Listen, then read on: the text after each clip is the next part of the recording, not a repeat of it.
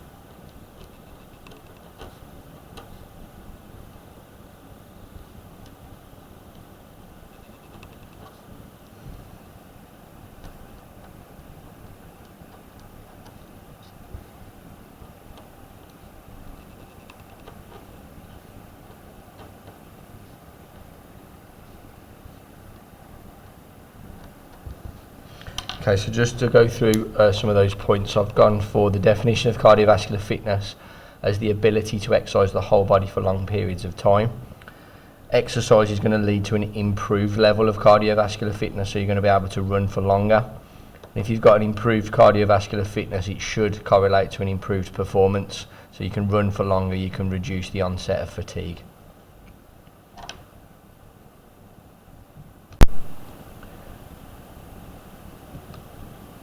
So the next part then, just to go through what we're looking at today. The question for today's lesson is to answer why is the cardiovascular system important for sport and physical activity. So we need to identify the components of the cardiovascular system and what the main functions of the cardiovascular system are. So what is the cardiovascular system made up of? This is just the bottom part of this page. We've got 3 areas. We've got the heart, which we're going to look at next lesson. So the heart is a muscular pump which pushes blood throughout many blood vessels in the body. We've got the blood vessels which run through the body to allow the blood to travel everywhere.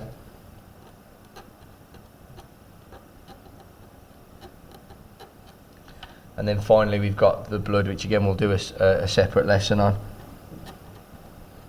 The blood has 2 main functions, which is to supply the body with oxygen and nutrients, and then to remove waste products such as carbon dioxide. So again, the components of the cardiovascular system is heart, blood and blood vessels. So moving on to the function of the cardiovascular system, if you just turn the page over and turn it to the side. Cardio means to do with the heart and vascular means to do with the blood vessels. So the cardiovascular system is made up of your heart, blood vessels and blood. The cardiovascular system has got 3 main functions which we're going to put into these 3 boxes here. First one is going to be to transport oxygen, carbon dioxide and nutrients. The second one is going to be to help the blood to clot. And then finally it's going to be to control body temperature. So number 1, number 2 and number 3 can go into those 3 boxes on your first page.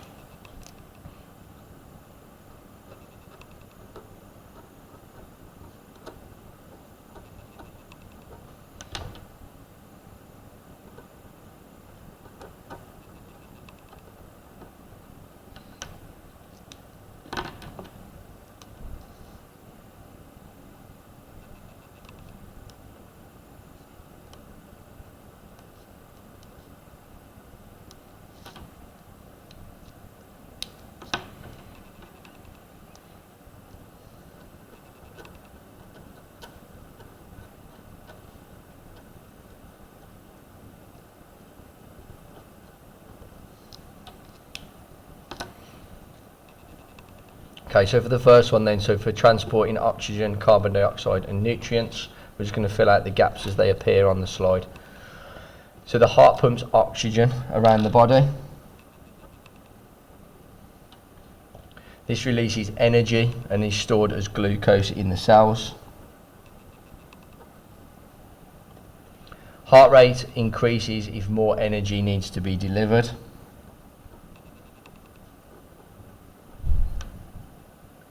And then the waste products are removed, such as carbon dioxide. Nutrients are delivered to areas that need them, including water and amino acids. Second function of the cardiovascular system is it helps the blood to clot. So blood contains platelets, which help to clot the blood if we cut ourselves. They form a scab and helps stop bleeding and repair the injury. And then in sports such as, I've gone for boxing and rugby, where cuts are common, this function is crucial.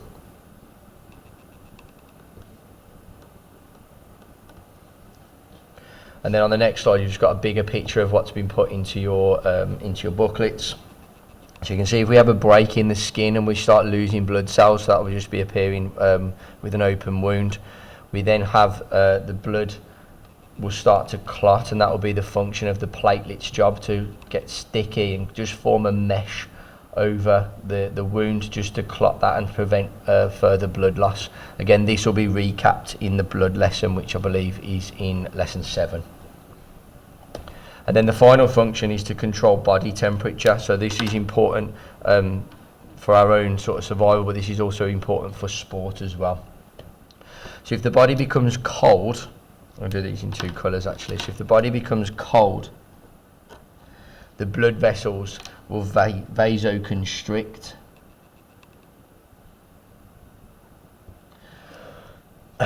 Which basically means that they get smaller, so they tighten. And blood will be diverted away from the surface of the skin to maintain body temperature.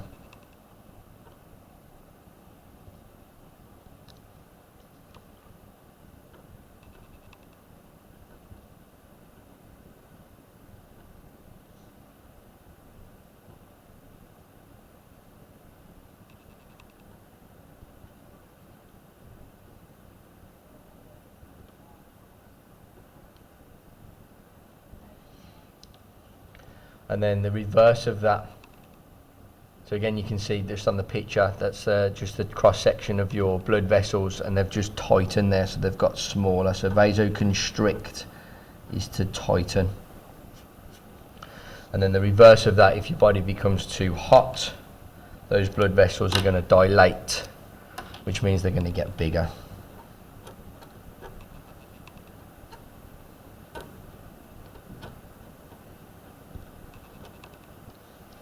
And this is just to redirect blood flow to the surface of the skin to allow heat to radiate out.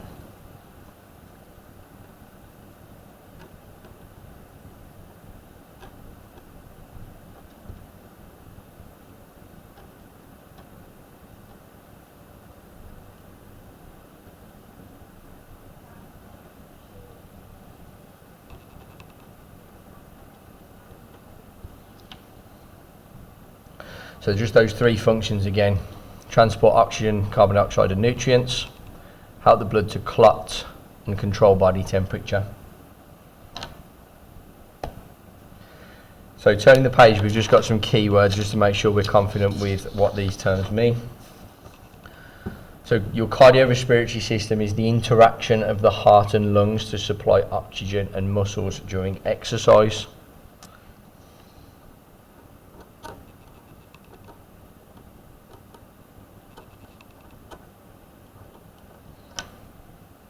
Cardiovascular means anything to do with the heart, blood, vessels and blood.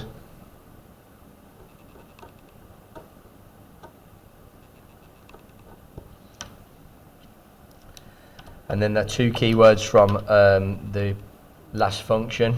Vasodilation means that the blood vessels dilate, which widens the lumen or the tube that the blood travels through, which allows increased blood flow. And then the last one, vasoconstriction, which is where they narrow or constrict, which reduces the size of the lumen to decrease blood flow.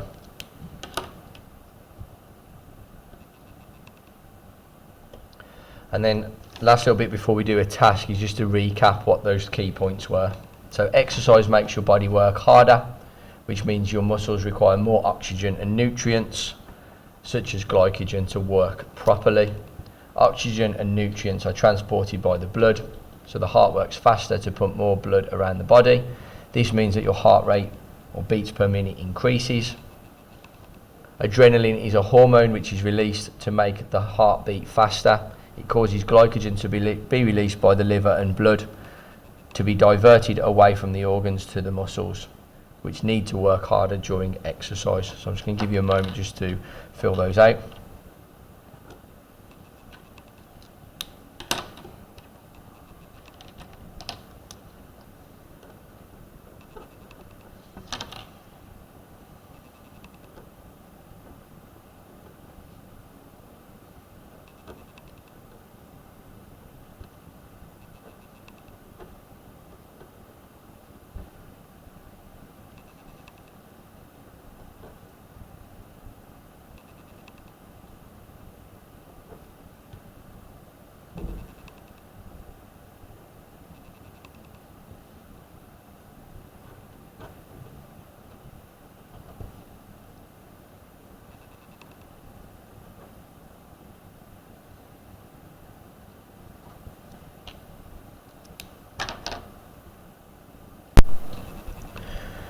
So what we now need to do is apply what we've just gone through to answer the task page and the exam question at the end. So the task is broken into a few sections.